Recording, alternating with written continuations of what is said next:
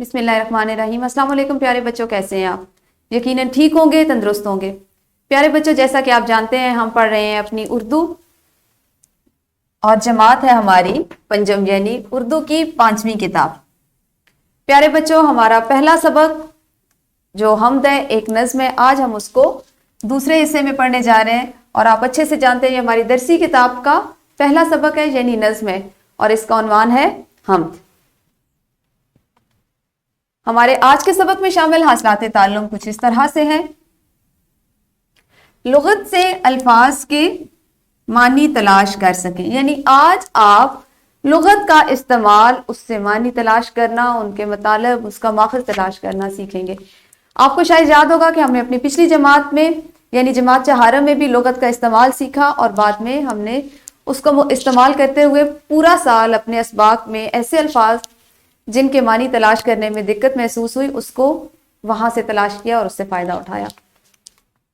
پیارے بچوں، ہمارے سبق کا اسلامی نقطہ نظر کچھ اس طرح سے ہے، اور دنیا کی زندگانی کی حقیقت اس کے سوا کچھ نہیں ہے کہ بس چند دنوں کا کھیل تماشا ہے، اور آخرت کا گھر ہی بہتر ہے ان لوگوں کے لیے جو پرہیزگاری کے ساتھ زندگی گزارتے ہیں۔ افسوس تم پر، کیا تم اس بات کو سمجھتے نہیں؟ سورۃ الانعام آیت نمبر 32 کا یہ ترجمہ تھا، جس میں اللہ تعالیٰ یہ بتا رہے ہیں کہ دنیا کی زندگی، جس کو ہم یہ سمجھتے ہیں کہ یہ ہمیشہ رہنے والی زندگی ہے، ہم اپنی آخرت کو بھولے رہتے ہیں۔ ہم اس دنیا کی زندگی میں، دنیاوی زندگی میں فائدہ، سکون، سرور حاصل کرنے کے لیے ہر طرح کے کام کرتے ہیں، محنت کرتے ہیں، ہمیں کرنی چاہیے۔ اللہ تعالیٰ نے ہمیں اس دنیا میں اسی لیے بھیجا، محنت کریں، مشقت کریں، رزق حلال کمائیں، لیکن ساتھ ساتھ ہمیں حکم دیا گیا کہ ہم ادراک کریں اس چیز کا، ہم اپنے ذہن میں اس چیز کو ہمیشہ تازہ رکھیں، ہمیشہ یاد رکھیں کہ یہ دنیا، جس کی قرآن پاک میں ہی مزید مثال صبح یا شام کے ایک پہر سے دی گئی ہے، کہ دنیا کی زندگی محض اتنی ہے جتنا صبح کا وقت اور شام کا، یعنی صبح بھی بہت جلدی ختم ہو جاتی ہے، دن کا آغاز ہو جاتا ہے، اور شام کا وقت بھی جب ڈھل رہا ہوتا ہے سورج، وہ بھی بہت مختصر ہوتا ہے۔ تو ہم جو اتنی کوششیں، اتنی بھاگ دوڑ، اتنا سارا کچھ کر رہے ہیں اس زندگی کے لیے، ہمیں کوشش کرنی چاہیے کہ یہ ایک مختصر سی زندگی، جس کو آزمائش کا نام دیا گیا ہے یا ایک امتحان کی جگہ ہے، یہاں پہ ہم ایسے کام کریں کہ جو ہماری ہمیشہ رہنے والی زندگی، یعنی آخرت کی جو زندگی، آخرت کا جو گھر ہے، اس میں بہتری اور اس میں فلاح اور اس میں سکون کا باعث بنے۔ ہم پہلے کریں گے سب سے دہرائی۔ دہرائی کے لیے آپ کے پاس ایک ایسی سرگرمی ہے کہ آپ نے ایسے الفاظ بتانے ہیں جن کے اعراب بدل دینے سے اس کے معنی اور مطالب بھی بدل جائیں۔ جیسے آپ کے پاس ایک لفظ لکھا ہوا ہے پیر، ٹھیک ہے، یہاں پہ اب اس کے آپ نے اعراب بدلیں، یہ ایک مثال کے طور پہ، اس کو آپ دونوں طرح کے اعراب لگا کے پڑھیں گے تو دونوں طرح کے اس کے معنی اور مطالب فرق ہوں گے۔ آپ کو بتاتی چلوں، دہرائی یہاں پہ ہم اس حاصل تعلم کی کریں جو اس سے قبل، یعنی کل کے سبق میں ہم نے سیکھا، اور کل ہم نے سیکھا اعراب کی تبدیلی سے معنی کی تبدیلی۔ تو اسی ذیل میں میں نے آپ کو آپ کے لیے ایک سرگرمی یہاں پہ بنائی ہے کہ آپ نے چند ایسے الفاظ اپنی معلمہ کو بتانے ہیں جن پہ دو طرح کے اعراب ہوں، اور اعراب بدلنے سے ان کے معنی بھی بدل جائیں۔ تو ویڈیو کو روکیے اور جلدی سے سرگرمی کو کیجیے۔ یقیناً آپ نے دہرائی کی ذیل میں یہ سرگرمی سر انجام دے لی ہوگی۔ قبل از پڑھائی، یعنی پڑھنے سے پہلے، آپ مجھے یہ بتا سکتے ہیں کہ کسی بھی نئے لفظ کا معنی ہم نے تلاش کرنا ہو تو ہم کہاں سے کرتے ہیں؟ جیسے فرض کریں ابھی ہم اردو پڑھ رہے ہیں، اور اردو میں ہم پڑھتے پڑھتے آپ کے پاس چند ایسے الفاظ آ جاتے ہیں جو اس سے قبل آپ نے نہیں پڑھے، وہ آپ کی نظر سے نہیں گزرے، وہ آپ کے استعمال میں آپ نے ان کو نہیں پڑھا، ان کو نہیں سیکھا، تو آپ ان کے معنی، ان کا مفہوم کہاں سے تلاش کریں گے کہ آپ کو اس کو سمجھنے میں، اس کی تفہیم کرنے میں آسانی ہو؟ جی بالکل صحیح۔ ہم نے کسی بھی زبان کا جو نیا لفظ ہو، جس کا معنی ہمیں نہ پتا، اس کا استعمال ہمیں نہ پتا، اس کو سیکھنا ہو، تو ہم لغت کا استعمال کرتے ہیں۔ اردو میں ایسی کتاب جس میں الفاظ سے متعلقہ اس کی تمام تفاصیل درج ہوں، اس کو لغت کہتے ہیں، اور انگریزی میں اس کو ہم ڈکشنری کہتے ہیں۔ یقیناً آپ کو یہ بات یاد ہوگی، ہم نے اپنی پچھلی جماعت میں بھی اس کو پڑھا کہ اردو لغت کیا ہوتی ہے اور کس طرح سے اس کو استعمال کیا جاتا ہے۔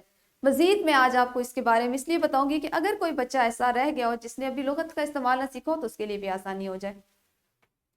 پیارے بچوں، ہماری اردو لغت، جیسا کہ آپ کو یہاں پہ نظر آ رہا ہے، ایک ایسی کتاب ہوتی ہے جس میں الفاظ کے معنی، ان کے مترادف، ان کی تمام تفصیلات، وہ واحد ہے یا جمع، وہ اسم ہے، متضاد ان کے کیا ہے، وہ متضاد معنی میں کس طرح استعمال ہو سکتی ہے، وہ انگریزی سے لیا گیا ہے، اس کا ماخذ انگریزی زبان ہے یا کوئی اور اس کی مختلف مثالیں، تمام چیزیں ہماری لغت سے ہمیں مل سکتی ہیں۔ ایک اچھی لغت آپ کو ایک لفظ کا جب کئی معنی کئی مترادف الفاظ بتاتی ہے تو اس کے ساتھ ساتھ وہ اس کو کہاں کب وہ لفظ پہلی مرتبہ استعمال ہوا اور اس کو کس کس طرح سے جملوں میں استعمال کیا جا سکتا ہے وہ بھی اس میں درج ہوتا ہے. آپ عام طور پہ آپ کو پتہ ہے انٹرنیٹ کا زمانہ ہے, جدید ٹیکنالوجی ہے, اگر آپ اپنے موبائل پر اردو لغت کو کھولیں تو آپ کو اس طرح کی تمام تفاصیل ایک لفظ سے متعلق اس سے بھی زیادہ وہ ایک جگہ پہ مل سکتی ہیں اور ملتی ہیں. پیارے بچوں, آپ جانتے ہیں کہ لغت میں الفاظ جو ہے وہ ہمیشہ الف بائی ترتیب سے لکھے جاتے ہیں. الف بائی ترتیب سے آپ بہت اچھے سے واقف ہیں, یعنی اس طرح پہلے الف کے پھر بے, الف بے پے تے ٹے سے, اس طرح سے ہم حروف تہجی کی جو درست ترتیب ہے اس سے اس میں الفاظ لکھے جاتے ہیں.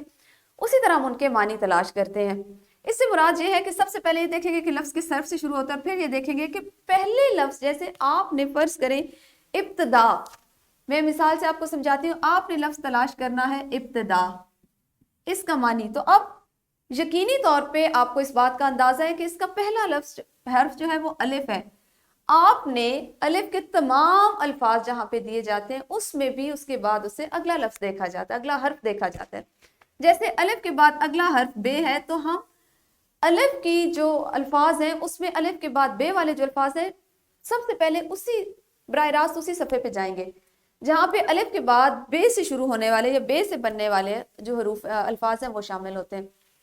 آپ کی سہولت اور آپ کی آسانی کے لیے میرے پاس لغت پڑی ہوئی ہے, میں وہ آپ کو دکھاتی ہوں تاکہ آپ کو اس کا مزید اندازہ ہو کہ ہم کتاب کی صورت میں اگر لغت ہو تو اس کو کیسے دکھا سکتے ہیں.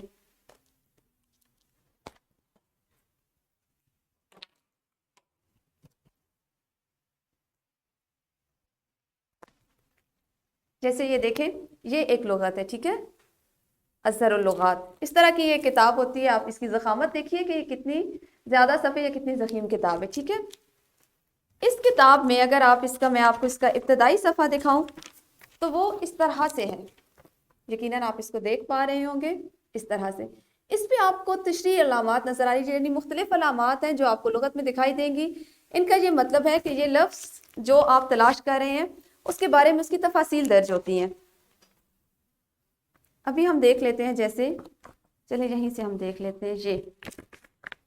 یہاں پہ آپ دیکھیے, آپ کو یقیناً دکھائی دے رہا ہوگا کہ آپ کے پاس اس میں بے کا جیسے لفظ ہے اور بے کے بعد اگلا حرف جو ہے ہمارے پاس وہ رے ہے, اور رے کے بعد بھی آپ غور کریں تو اگلا حرف جو ہے ہمارے پاس وہ دال کا آ رہا ہے, یعنی تمام الفاظ بے, رے اور دال کے ہیں, ٹھیک ہے. یہاں پہ اگر آپ دیکھیں یہ اسی طرح ان کے آگے معنی لکھے ہوئے ہیں, لکھا گیا کہ وہ کس زبان سے لیا گیا ہے, وہ اسم ہے, فعل ہے, حرف ہے, مذکر میں ہے, مؤنث میں ہے, کس زبان سے, اور پھر اس کا معنی اور مطلب لکھا گیا ہے. تو اس طرح آپ کے پاس اردو کی لغت کتاب کی صورت میں موجود ہوتی ہے. آپ کے پاس یقیناً ہوگی, اگر نہیں ہے تو آپ کی جماعت میں ہوگی, آپ اس سے فائدہ اٹھا سکتے ہیں. میں ابھی آپ کو دوسری لغت دکھاؤں گی جو ہم آپ اس کو ڈاؤن لوڈ کر سکتے ہیں. آپ کے پاس میں نے لنک اس کا رکھا ہوا ہے آپ کے ڈسکرپشن باکس میں, آپ اس سے فائدہ اٹھا سکتے ہیں اور آپ کو یہ اندازہ ہوگا کہ آپ اس لغت کا استعمال کس طرح کر سکتے ہیں. سب سے پہلے آپ کو نظر آ رہا ہوگا کہ فیروز اللغات اس کا عنوان ہے, ٹھیک ہے. اس کے بعد یہ اس کا پہلا صفحہ ہے, یعنی یہ اس کا آپ کہہ لیں کہ اس کا جو ابتدائی صفحہ ہے یہ وہ والا ہے, ٹھیک ہے, فیروز اللغات ہوگی. اور اسی طرح سے جب ہم اس کو دیکھتے جائیں تو اس میں تمام الفاظ اسی طرح اسی ترتیب سے دیے گئے. جیسے سب سے پہلے اگر آپ یہیں سے دیکھ لیتے ہیں تو آپ کے پاس ایک لفظ ہے الف, ٹھیک ہے, الف. اس میں آگے لکھا ہوا ہے عین اور الف اور مز, یعنی عربی میں بھی ہے اور الف کو آپ, یہ مذکر ہے, اردو میں بھی ہے اور عربی کا بھی یہ پہلا حرف ہے الف. اور اس کو کس طرح سے ادا کیا جاتا ہے, الف, الف کے اوپر زبر ہے اور لام زیر کے نیچے زیر اور فے ہے. اسی طرح سے اردو, فارسی, عربی, پنجابی, سندھی, پشتو, بلوچی حروف تہجی کا پہلا حرف ہے, ہندی میں بطور حرف علت استعمال کیا گیا, ٹھیک ہے. مصر کے ہیروغلیفی خط میں الف بیل کے سر سے تعبیر کیا جاتا تھا. یہ آگے سے مزید اس کی تفاصیل ہے. اگر ہم اسی لفظ پہ چلے جائیں اور ہم دیکھیں کہ ہمارے پاس اس سے بننے والے مختلف الفاظ کس طرح سے ہیں تو وہ کچھ اس طرح سے ہوں گے. جیسے اب یہاں آپ دیکھ لیں, ہمارے پاس سامنے جو سکرین پر آ رہے ہیں وہ تے کے الفاظ ہیں, ٹھیک ہے. اب یہاں پہ آپ کے لیے میں آپ کو ایک دلچسپ چیز اور دلچسپ بات بتاتی چلوں, وہ ہے تے. سب سے پہلے آپ کو نظر آ رہا ہوگا تے तेरा पानी मैं भरूं, मेरा भरे कुम्हार। अब आप सोचेंगे कि हम आम बोल चाल में तो इस तरह के अल्फाज इस्तेमाल नहीं करते, तो ये क्या है? तो आपको एक चीज नजर आ रही होगी, ये इसके सामने लिखा हुआ है मिसल, यानी यहाँ पे इससे मुराद है कि ये ज़रबुल मिसल है, ज़रबुल इमसाल है जो अपने जो फर्जी मानी है उसमें इस्तेमाल होती हैं, ज़बान ज़द-ए-आम होती है, फर्जी मानों में इस्तेमाल होती है, लेकिन हम उसमें अल्फाज की तरतीब को नहीं बदल सकते। ठीक है, इसका मतलब ये है, शेखी खोर खादमा कहती है दुनिया में एक से बढ़कर एक है।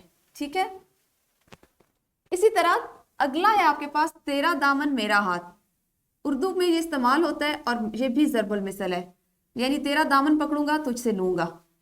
इसी तरह यहाँ पे आपको इस सफ़े पे जो नज़र आ रही है वो तमाम अमसाल हैं या ज़रबुल अमसाल दी गई। ठीक है, अगर हम थोड़ा सा आगे आते हैं, ये भी आपको नज़र आ रहा होगा, ये ते का सफ़ा है। यहाँ पे एक हम लफ्ज़ देखते हैं तेल चढ़ाना, अलिफ यानी उर्दू से लफ्ज़ लिया गया और मुहावरा है ये। पहले हम देख रहे थे, इससे पहले जो अल्फाज दिए गए थे वो रूफ़ तहज्जी की तरतीब भी थी, लेकिन वो मिसालें ज़रबुल इमसाल थी। ये मुहावरा है तेल चढ़ाना, यानी मायों बिठाते वक्त हिंदुओं की एक रस्म है जिसमें लड़के और लड़की के सर हाथ पांव में मेहंदी मली जाती है। अब आप देखिए, इस तरह से आपको अंदाजा हो रहा है कि हमारे पास उर्दू लुगत में तमाम तफासील मौजूद होती हैं कि वो किस ज़बान से लिया गया लफ्ज़ है, वो मुज़क्कर है या वो मुअन्नस है, फारसी का हर्फ है, उर्दू का है, किस ज़बान से लिया गया और उसका क्या मतलब, क्या मानी है।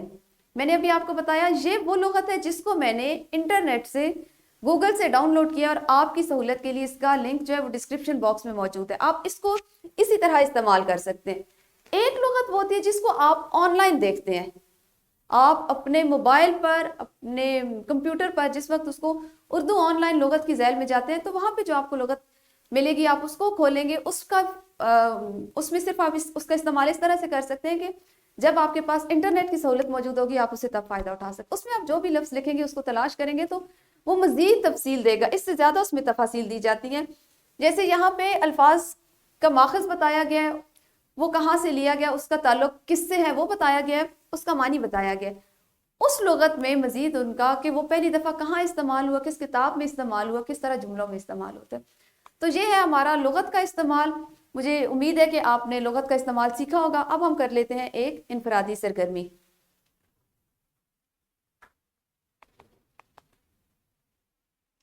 इनफरादी सरगर्मी हम सर अंजाम देंगे। सरगर्मी कुछ इस तरह से है कि इन अल्फाज के आपने मानी लुगत में तलाश करने। अल्फाज हैं आपके पास आलम, सनद, बरोबहर, दारे फानी, शान यकताई और जिलाना। आप बखूबी वाकिफ होंगे इन अल्फाज को देखकर कि ये आपकी किताब की पहली नज़्म हम जो है उससे लिए गए। आपने वीडियो को यहीं पे रोकना है और अपनी मौलमा की रहनुमाई में, उनकी मदद से जमात में मौजूद लुगत का इस्तेमाल करते हुए इन अल्फाज के मानी तलाश करें।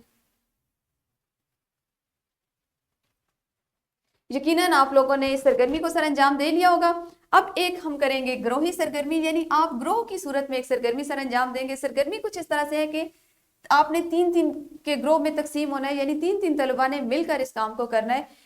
अब उसमें करना आपने ये कि एक बच्चा पहले एक साथी को और फिर दूसरे को बारी बारी दो दो अल्फाज बताएगा। ठीक है, पहले जैसे आपकी बारी, आप अपने दो साथियों को दो अल्फाज, एक को बताएंगे, दो एक को बताएंगे, और वो दोनों उनके मानी तलाश करेंगे। फिर आपका दूसरा साथी तीसरे को दो अल्फाज और आपको दो अल्फाज बताएगा, आप उनके मानी तलाश। इस तरह तीसरा साथी आपको और दूसरे को बताएगा। इससे क्या फायदा होगा कि एक तो आपको लुगत का इस्तेमाल आ जाएगा, दूसरा आपके ज़ख़ीरा अल्फाज में इजाफा होगा, और तीसरी सबसे बड़ी चीज, जो अल्फाज आप एक दूसरे को बताएंगे आपको एक वक्त में कई ऐसे अल्फाज हैं जिनके मानी पता चल जाएंगे और उनका इस्तेमाल पता चल जाएगा। तो वीडियो को यहीं पे रोकिए और जल्दी से इस ग्रोही सरगर्मी को सर अंजाम दीजिए। जी, तो यकीनन आप लोगों ने ये ग्रोही सरगर्मी भी कर ली होगी। अब हम करेंगे एक वर्कशीट।